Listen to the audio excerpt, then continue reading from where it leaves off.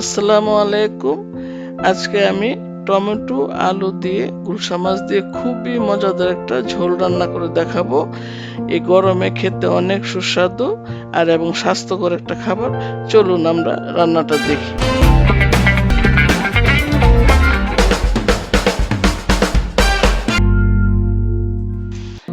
আমি বেশ কিছু গুলশা মাছ হলুদ মাখিয়ে রেখেছি, আলু কেটে হলুদ মাখিয়ে রেখেছি।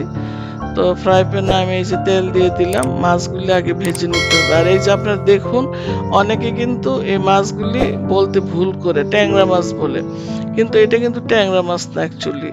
ট্যাংরা মাছটা দেখতে হলুদ ডোরা কাটা হয়, আর গুলশা মাছটা একদম সাদা সাদা হয়। আপনারা ভালো করে লক্ষ্য করলেই বুঝতে পারবেন যে গুলশা মাছটা আমি যে ভাজতেছি এটা সাদা, এটা আরো বড় হয়। তো আমি মিডিয়াম সাইজের মাছগুলি বাজার থেকে এনেছি এবং টাটকা বিলের মাছ এগুলি।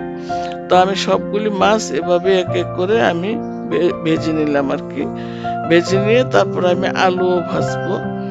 এই রান্নাটা আমি করব ভেজে। আর রান্নাটা আমাদের ঘরে খুবই পছন্দের একটা খাবার। এটা প্রায় আমার, বিশেষ করে আমার মেজো ছেলে, ও তো মানে এই রান্নাটা এত পছন্দ করে, কিছু হইলে বলবো আম্মা আলু দিয়ে ট্যাংরা মাছ দিয়ে বা গুলশা মাছ দিয়ে ঝোল করেন। তো সাথে গরমে আমি টমেটো টমেটো ছাড়াও আমরা করি, কিন্তু আমি গরমের জন্য টমেটোটা দিয়েছি। টমেটোটা দিলে হয় কি, গরমে মানে সব খাবারে টমেটো দিলে গরমের দিন খেতে অনেক ভালো লাগে আর কি। তো এই যে দেখুন, আলুগুলো আমি মাছের সাথে মিল রেখে লম্বা লম্বা করে কেটে নিয়েছি। আপনারা এইভাবে আলুগুলি কাটবেন। আমার রান্নাটা যদি ফলো করেন আপনারা, তাহলে এইভাবে আলুগুলি কাটবেন, কেটে তারপর একটু হলুদ লবণ মাখিয়ে ভালো করে ভেজে নেবেন। তো আমি একসাথে রান্নাটা করব, আমি আর আলুটা উঠালাম না। আপনারা ইচ্ছা করলে আলুটা উঠিয়ে মশলাটা কষিয়েও রান্না করতে পারেন। তো আমি একসাথেই রান্না করি। অনেক সময় দেখা গেল যে পেঁয়াজটা আমি দিয়ে দিই, কাঁচামরিচ দিয়ে দিই, মশলা দিয়ে দিই, দিয়ে আবার একটু কষিয়ে নিই ভালো করে। তো এখানে আমি মরিচ, হলুদ, ধনিয়া, জিরা যা আছে আমি সব দিয়েছি।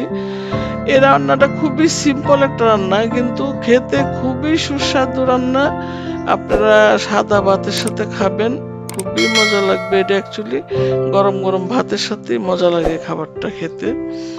তো এই যে মশলা আমি ভালো করে কষিয়ে নিলাম, একটু পানিও দিব, দিয়ে মশলাটা আবার কষাবো, যাতে মশলার গন্ধটা, কাঁচা গন্ধটা চলে যায় আর কি। এখানে কিন্তু খুব বেশি আদা রসুন পেঁয়াজ এগুলি দিতে হয় না আর কি, বাটা সিম্পল হলুদ মরিচ ধনিয়া জিরা এগুলি দিয়ে রান্নাটা হয়ে যায় আর কি।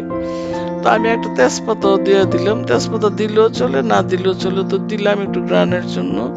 আর তেজপাতা শরীরের জন্য ভালো খেতে, এই জন্য দিলাম। দিয়ে আমি ভালো করে ঢাকনা দিয়ে এই যে দেখুন আমি কষিয়ে নিচ্ছি ভালো করে। আমরা উল্টিয়ে পাল্টিয়ে ভাবে কষিয়ে নেবেন। তারপর মাছটা ঢেলে দিয়ে আলতো হাতে আপনারা উল্টাবেন, যাতে মাছটা না ভাঙে। মাছটা ভেঙে গেলে কিন্তু ভালো লাগবে না আর কি। তো অল্প একটু পানি দিয়ে আমি আবার কষাবো, কষিয়ে তারপর আমি ঝোলটা দিব, টমেটো দিব। এই যে টমেটো দিয়ে দিব এখন আমি। উপরে কয়েকটা, দুইটা টমেটো আপনারা লম্বা লম্বা করে কাটবেন, কেটে তারপরে টমেটোগুলি সুন্দর করে চারদিকে দিয়ে দিবেন আর কি।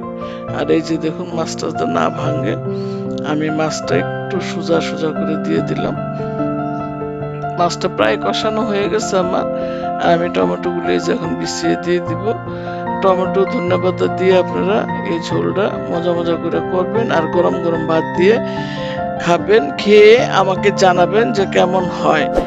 তো আর সুন্দর একটা বাটিতে বেড়ে আপনারা পরিবেশন করবেন।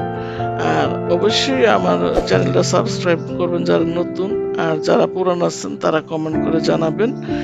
আর রান্নাটা করে খাবেন। নেক্সটে আবার কোনো নতুন কোনো রান্না নিয়ে আমি হাজির হয়ে যাব। আমার রান্না প্রায় শেষ। এই যে দেখুন কি সুন্দর হয়ে গেছে রান্নাটা। ভালো থাকবেন সবাই।